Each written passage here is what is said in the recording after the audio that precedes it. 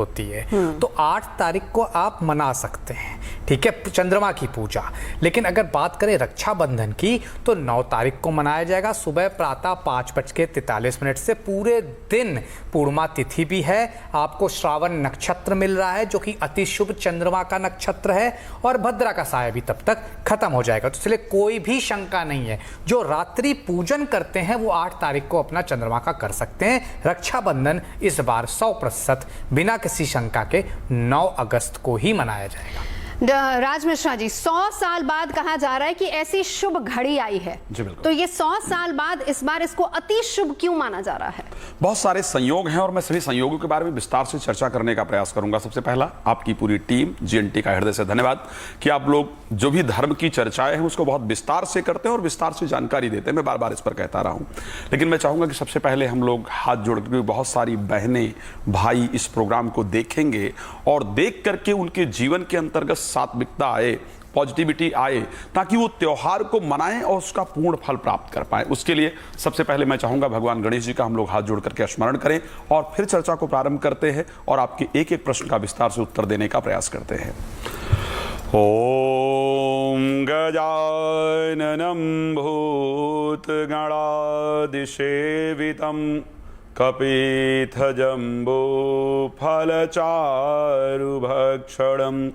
उमासुतं शोकविनाशकारकं नमामि विघ्नेश्वर पादपंकजं। बोले गणेश भगवान की जय, हनुमान जी महाराज की जय। तो नवजोत जी, वाक्य में मैंने भी जब इस पर मैं देख रहा था, मेरे पास 100 वर्ष का पंचांग था, मैंने पूरे पंचांग को खंगालने का प्रयास किया कि क्या 100 वर्ष के अंदर कोई ऐसा समय आया जब शुक्र बृहस्पति एक साथ होकर के गजलक्ष्मी योग का निर्माण कर रहे हो? नहीं मिला।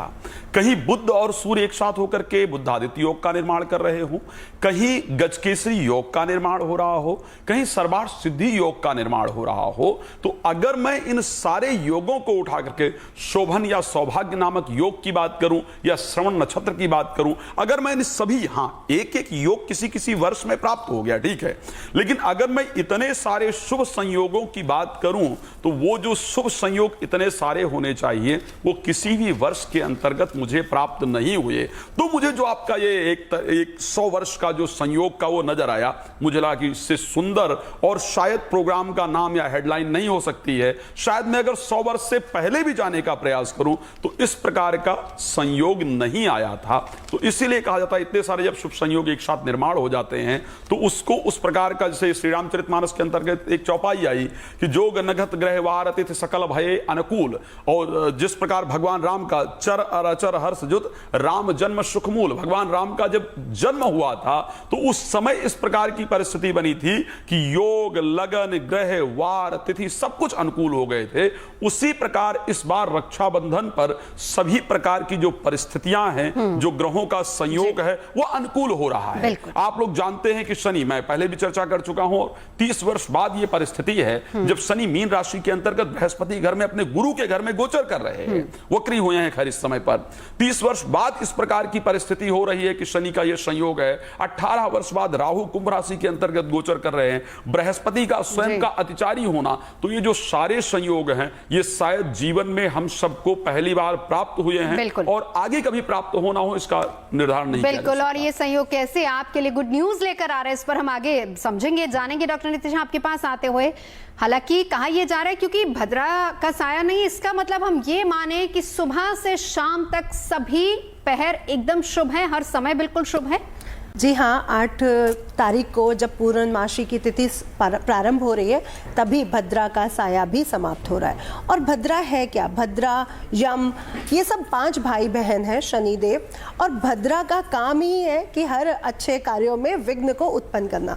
वैसे तो इन्हें कहा गया था कि आप असुरों के अच्छे कार्यों में विघ्न उत्पन्न कीजिए, लेकिन इनका स्वभाव विघ्न उत्पन्न करने के कारण इनका स्वभाव पड़ गया कि ये सभी कार्यों में विघ्न उत्पन्न करने लगी। अब भद्रा का साया हमें 9 अगस्त को नहीं मिल रहा है, इसलिए पूरा ही दिन बहुत शुभ रहने वाला है।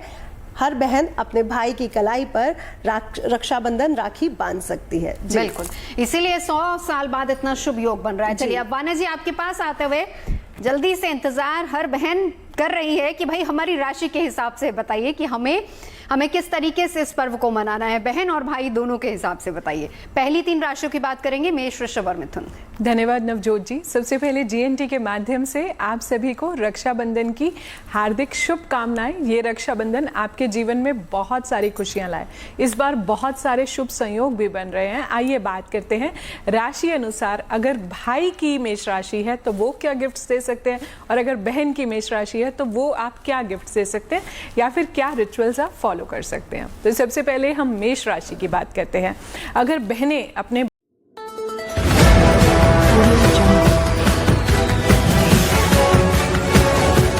MP लाइव टीवी आपको रखे अपडेट, सच जो हम आपको बताएंगे। ऐसी ही तमाम खबरों से अपडेट रहने के लिए MP live TV news channel को सब्सक्राइब करना ना भूले।